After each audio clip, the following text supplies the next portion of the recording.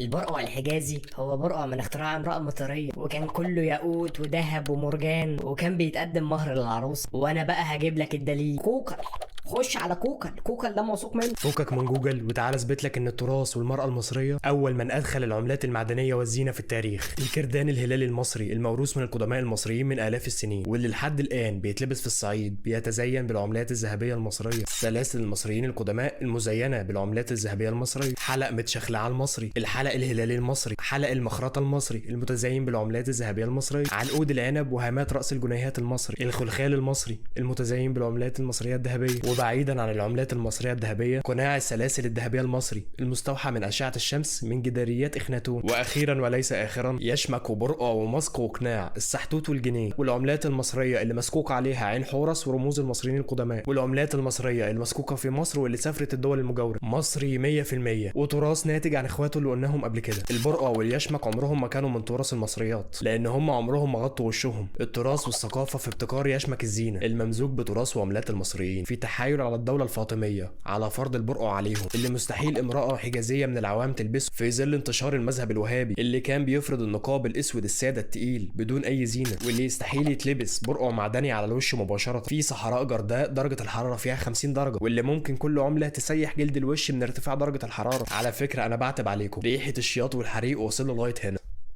اقعدوا بالعافية.